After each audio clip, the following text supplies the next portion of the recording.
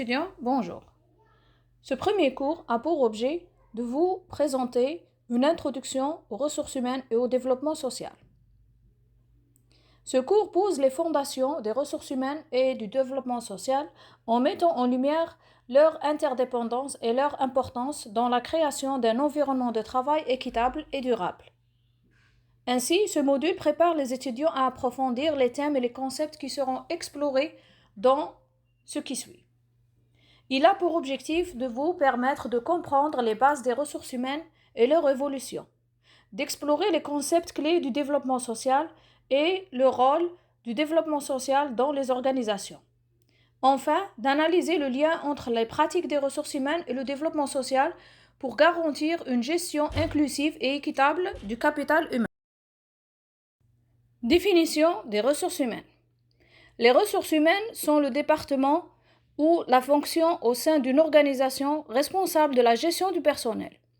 Elle joue un rôle clé dans l'optimisation des compétences des employés, le respect de la loi du travail et la promotion du bien-être au sein de l'entreprise.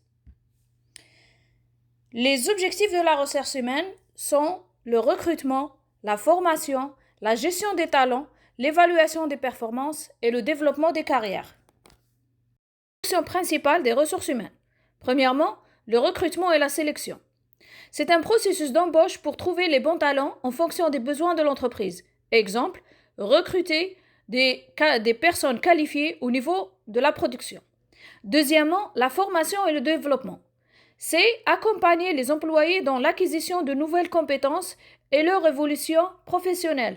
En prenant l'exemple précédent, un employé recruté au niveau des unités de production nécessite une formation pour devenir mieux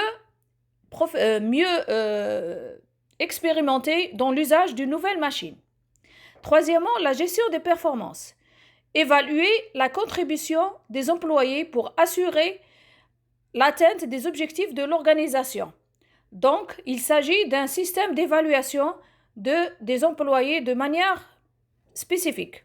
La gestion des rémunérations. Il s'agit donc d'élaborer des politiques salariales justes et compétitives en intégrant les avantages sociaux. Et enfin, la santé et la sécurité au travail. Il faut donc garantir un environnement de travail sécurisé, promouvoir la santé et la sécurité des travailleurs. Évolution historique des ressources humaines. Traditionnellement, les ressources humaines gérant principalement leurs tâches administratives liées au personnel, paie et contrat. Aujourd'hui, elles jouent un rôle stratégique dans l'engagement des employés, la culture organisationnelle et le développement de la responsabilité sociétale. On peut dire que la fonction administrative du personnel, elle a débuté vers le 19e siècle. Puis, après une transition, elle se transforme en une fonction stratégique dans le 20e siècle. Sa fonction actuelle repose sur l'intégration des objectifs et une diversité d'inclusion, de bien-être et de développement durable. L'importance de la gestion du capital humain. Le capital humain fait référence à l'ensemble des compétences, des connaissances et les aptitudes des employés. Considéré comme une ressource précieuse, la gestion efficace de ce capital contribue à la compétitivité et à la réussite à long terme de l'entreprise. Exemple, si une entreprise a un spécialiste en chimie organique et elle produit des médicaments, ce chimiste peut produire ou bien innover et apporter un nouveau brevet d'invention qui peut servir à nouveau au lancement d'un produit médical. Donc, dans ce cas-là, il faut regarder cet employé comme étant une ressource précieuse qu'il ne faut pas négliger et au risque de la perdre et la voir disparaître de l'organisation. C'est donc un exemple du mot capital humain, c'est-à-dire les employés deviennent un capital que possède cette entreprise. Les concepts fondamentaux du développement social. Le développement social vise à améliorer les conditions de vie des individus et à promouvoir une société plus équitable. Il englobe les initiatives qui visent à réduire les inégalités sociales, à renforcer la participation communautaire et à améliorer le bien-être collectif. Donc, on peut dire que le développement social est un processus d'amélioration de la vie quotidienne des employés au sein d'une organisation, permettant ainsi à améliorer le bien-être collectif et individuel. Il a des dimensions, on peut citer les suivantes. Une dimension économique, la santé et l'éducation, un environnement avec des droits humains.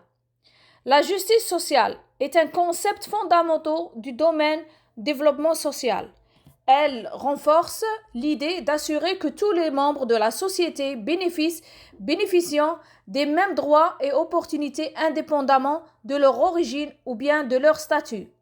L'inclusion sociale est également un concept fondamental du développement social, car créer un environnement où toutes les personnes, notamment les plus vulnérables, sont intégrées et peuvent participer activement à la société. Et enfin, un dernier point, l'équité, qui permet de traiter les individus selon leurs besoins spécifiques pour garantir l'égalité des chances. On peut prendre un exemple, un groupe d'employés qui ressentent une injustice sociale via la ségrégation entre hommes et femmes, ou bien une ségrégation par rapport à la catégorie socio-professionnelle entre cadres et éléments exécutants. Donc, dans un programme de développement social, l'entreprise s'oriente vers une justice sociale en équilibrant entre chaque niveau et chaque tâche, bien sûr, tout en garantissant un environnement sain et équitable. L'importance du développement social. En effet, le développement social a un impact sur la société, un impact social. Il vise à favoriser l'éducation, la santé, l'accès à l'emploi et l'amélioration de la qualité de vie. Également, il permet de promouvoir des politiques publiques qui permettent à toutes les couches de la société de bénéficier des services de base et d'un environnement sûr. Le développement social en entreprise vise le climat social et l'environnement social de l'entreprise.